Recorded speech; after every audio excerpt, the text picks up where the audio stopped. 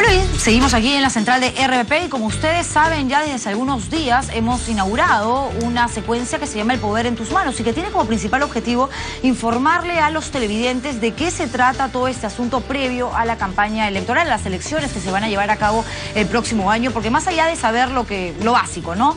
Tengo que elegir un candidato, ir, votar, depositar mi papelito y esperar el flash electoral, hay un tema que es de fondo y que a veces no le tomamos la verdadera importancia que tiene, y esto está relacionado directamente a lo que significan los partidos políticos, a saber por dónde pasan y cuál es la verdadera intención que tienen estos movimientos regionales, qué es la democracia y qué es justamente tener la capacidad y la altísima responsabilidad de poder ir a votar. A continuación, nuestro bloque El Poder en tus Manos.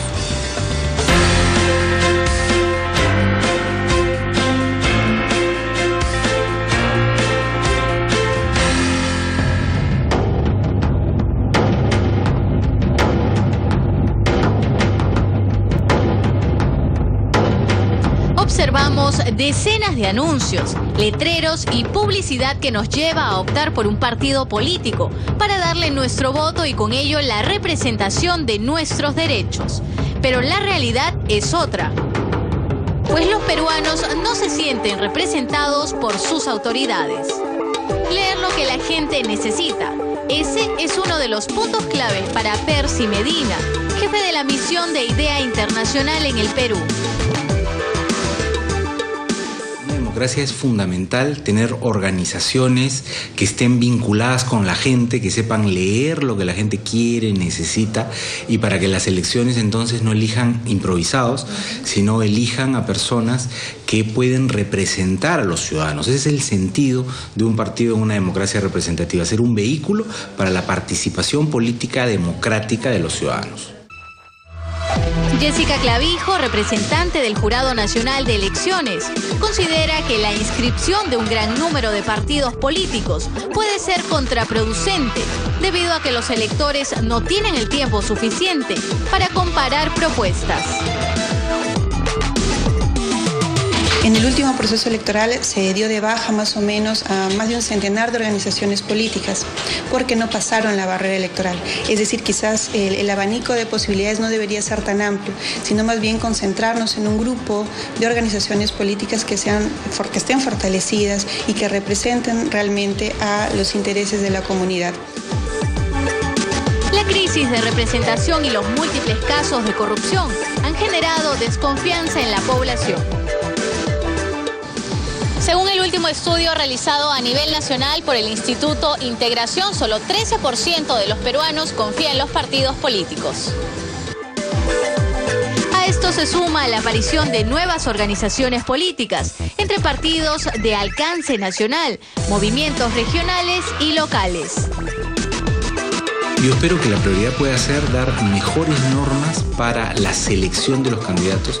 Queremos tener mejores candidatos y eso supone que haya hojas de vida más completas, que haya una fiscalización más efectiva sobre sus antecedentes, que haya filtros adecuados en los partidos para que no postulen personas vinculadas con el crimen organizado, personas vinculadas con actividades ilícitas. Sin embargo, no crea que formar un partido político es sencillo.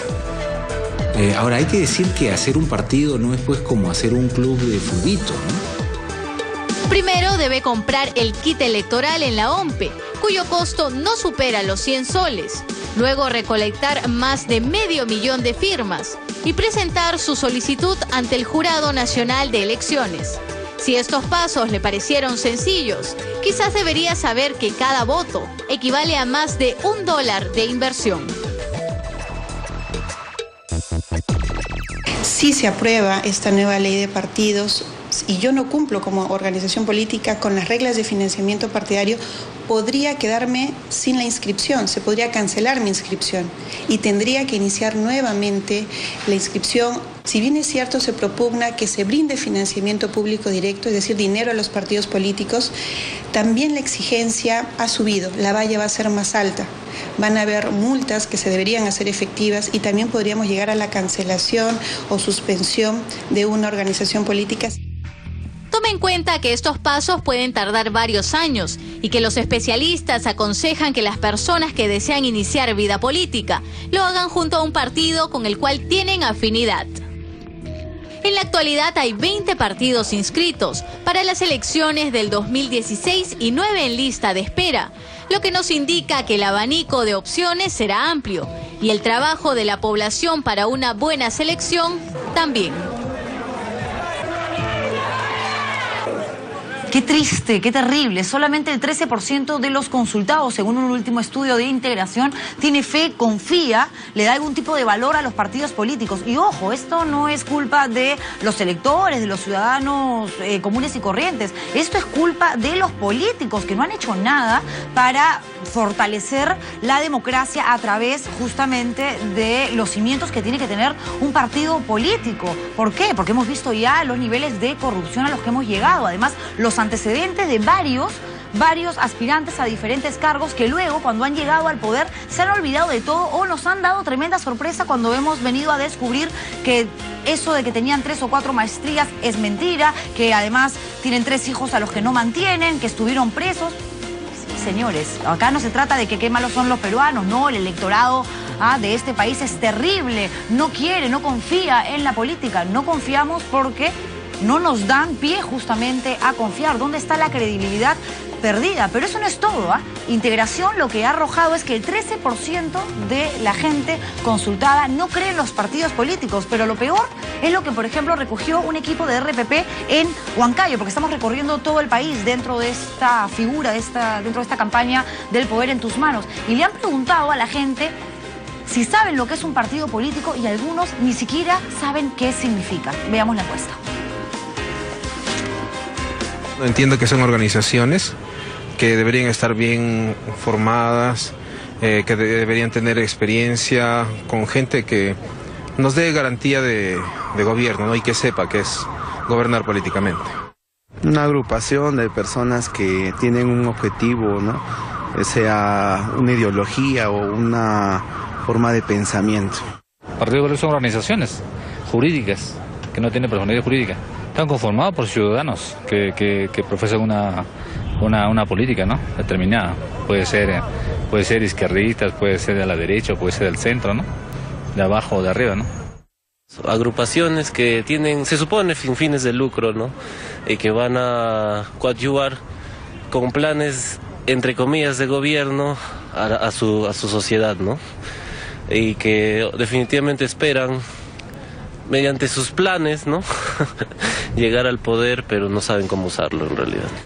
Deben ser una constitución de personas que se unen para un fin, ¿no?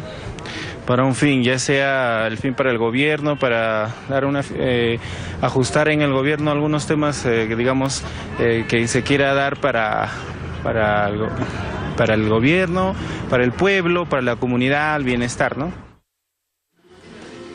Eso es lo que está pasando en nuestro país, y para hacer un análisis un poco más exhaustivo, ya estoy con Enrique Bernales Ballesteros. Él es constitucionalista y le agradezco, por supuesto, por estar aquí con este calor encima en la central de RPP. Gracias por venir. Gracias, Elena, por la invitación. A ver, Enrique, la gente no cree en nadie. Los resultados están ahí, son tangibles, y el hecho de que los partidos políticos estén, caramba, tan venidos a menos, lo que genera justamente la presencia de estos movimientos regionales, que es una clara muestra del oportunismo de algunos personajes que se creen una especie de Superman y que lo único que quieren es poder para hacer lo que les dé la gana con el país. Lo que pasa es que hay un deterioro progresivo que prácticamente va a llegar a la suma cero de instituciones básicas e importantes de la democracia, como son los partidos, básicamente porque no ha habido renovación partidaria, pero también porque los golpes de Estado, las dictaduras,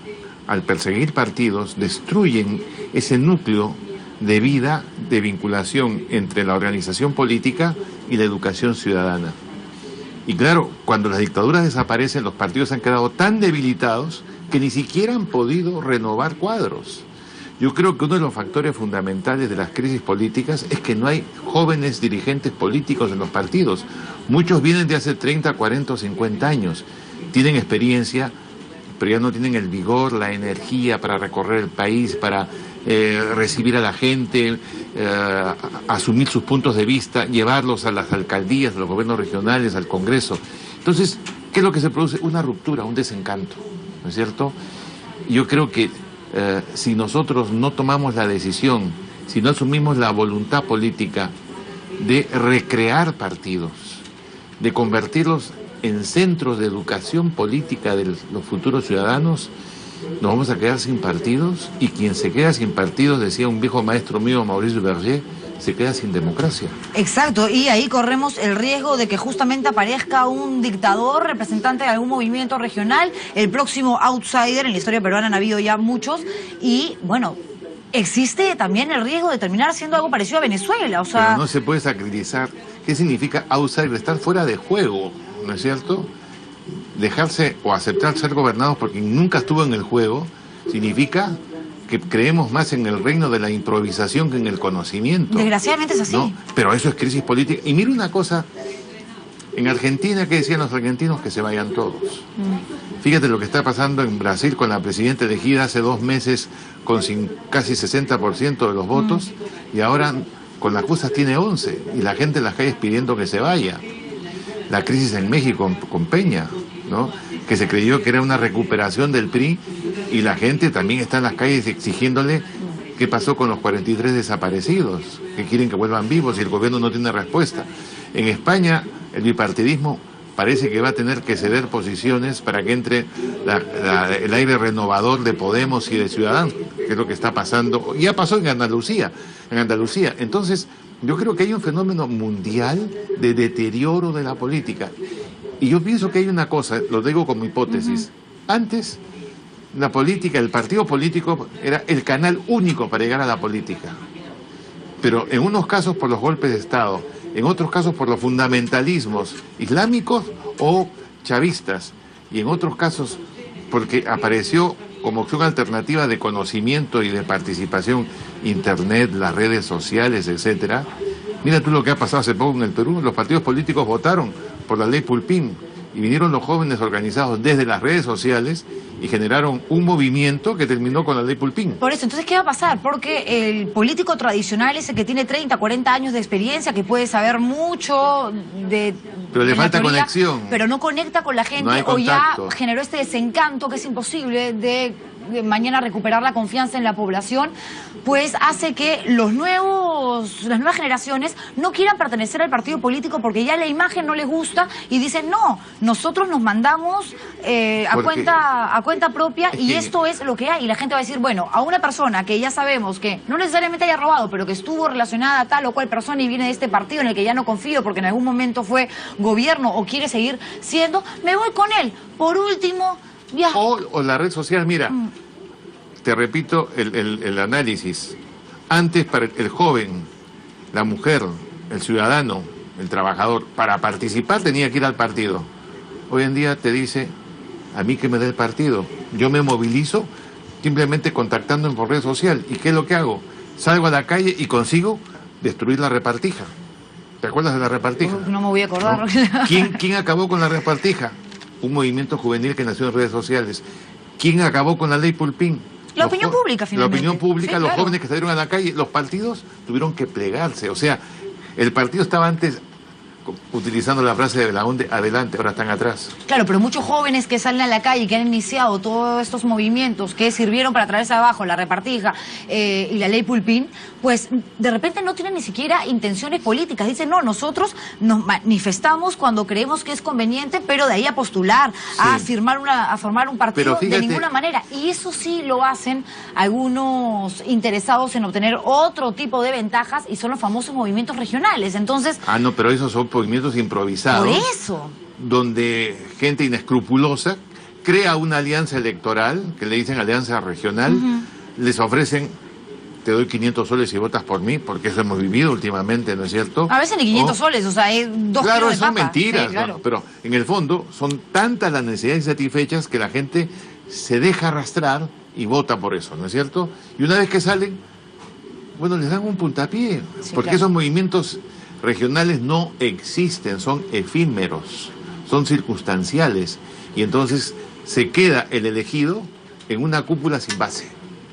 ¿Qué es lo que viene como resultado? La corrupción. Entonces, ¿qué va a pasar con el Perú? Los partidos políticos, digamos, ya no gozan del cariño, de la confianza, de la credibilidad de la gente. Por otro lado, están los jóvenes que pueden tener muchas ideas, que saben además mucho de política, no hay que subestimarlos, Claro que pero saben. no quieren, en realidad, ocupar ningún cargo público. Y estos movimientos regionales que, como bien lo manifestabas tú, y esta palabra me parece la más adecuada, que son efímeros y que no son más que la representación de un oportunismo para conseguir algo como beneficio propio y olvidarse después de la gente, porque ya una vez que tienes los votos, ya para qué te quiero. Entonces... Pero fíjate, en el fondo se están produciendo fenómenos interesantes. Y te cito el caso español que yo estudio mucho. Esto comenzó con el movimiento de los indignados, ¿no es cierto? Los indignados, la primera vez que yo los vi en la calle, era una feria deliciosa, porque había gente que estaba simplemente porque no le gustaba la televisión, otros porque se había perdido su gato. ¿Usted por qué está aquí en la calle? Porque se ha perdido mi gato. Claro. ¿No? Entonces, en la medida de que haya una situación que te indigne, podías estar ahí. Protestar por algo porque algo le faltaba. Eran más de 1 millón de personas que dijeron, esto aquí acaba. Pero después se dieron cuenta que había que indignarse por cosas más sustantivas, por empleo, por atención de la salud, por infraestructura territorial, o sea, cosas que ya obligaban a tener una organización más sustantiva, más orgánica. Y al cabo de 1 año y medio, 2 años, de esos movimientos que eran medios caóticos, alegres, faranduleros, ¿no? ¿Qué fue surgiendo? Una organización que hoy se llama Podemos, que ya tiene 22% de intención de votos, con jóvenes dirigentes, edad promedio 36 años. Y en Cataluña acaba de surgir el movimiento Ciudadans, que ya se hizo nacional y que ya está en 12%. Es decir, mientras que los viejos partidos bajan, los partidos que emergen de este movimiento, a veces un poco caótico y espontáneo, se van decantando.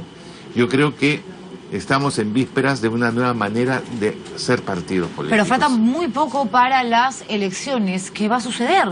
O sea, Mira, es 1 año y ya, tiene que haber nuevo presidente, tienen que haber nuevos congresistas. Por lo general, soy optimista. Además, no podría ser profesor universitario si no fuera optimista, porque tengo un contacto permanente con los jóvenes. Pero veo con mucho pesar que las leyes electorales, para que tengamos una elección sana, decente, de participación entusiasta con buenos candidatos, estamos por perderla. Porque hay lentitud, hay pies de plomo. Por ejemplo, ¿por qué no derogan el voto preferencial, que sabemos lo corrupto que es? ¿Por qué no se da la nueva ley de partidos con elecciones primarias abiertas para que la gente vaya y se inscriba y entonces se pueda elegir mejores candidatos? ¿Por qué no se acaba con esta, en realidad, tontería de la declaración jurada ante el Jurado Nacional de Elecciones, que a la hora de la hora no es más que un compromiso puesto en un papel que si te quieren castigar porque mentiste no va a pasar nada, queda en la nada? Sí, pues, y mientras las declaraciones juradas... Te inventas maestrías, doctorados, tienen lo que tienen. Por otro lado tenemos a una DINE que le puede decir al Jurado Nacional, no se preocupe, yo le doy el dato. La DINE debería dar los datos efectivamente de los candidatos, porque tienen hasta las historias clínicas, ¿no? Pero te das cuenta a qué extremos estamos llegando. No, terrible, terrible. Entonces, y evidentemente esto asusta. Creo que hay que insistir, y en ese sentido la campaña de RPP tiene que ser insistente, pertinaz, yo diría que casi terca. Pero es que los medios de comunicación tienen que ayudarnos a que lleguen las voces de la necesidad por un país que sea decente. Y el Congreso tiene que comenzar a actuar. Y esa energía que tiene cada vez que le tocan sus intereses, se ponga de manifiesto para decir, bueno, la verdad es que no tenemos por qué legislar en función de si vamos a ser reelegidos o no, y entonces decir, mejor sacamos el voto preferencial. Pero si podemos rescatar algo bueno de esta triste coyuntura, de hecho, Enrique, es que la gente ahora se informa más y le presta más atención a entrevistas, a reportajes, a informes, notas, donde se habla de política. Pero eso Antes es bueno. era, no quiero cambio, estoy decepcionado, siempre es lo mismo. Ahora no, ahora la gente dice, tengo un compromiso, hay una responsabilidad, finalmente tengo la capacidad de votar. Eso es lo que no podemos perder, porque Así ¿sabes es, qué? Eso se llama democracia. Eso es democracia. Es que lo que no podemos perder es la democracia. O sea, tenemos muy poco tiempo además viviendo en democracia. Y a partir de la información, ver hacia dónde canalizo mi opinión y tomo mi decisión de ciudadano. y una decisión que es libre y enriquecida por el conocimiento. De acuerdo. Muchísimas gracias por haber venido. Un placer conversar contigo. Nos vamos a una pausa comercial y regresamos con más aquí en la central de RPP. Nos quedamos juntos hasta las 7 de la noche.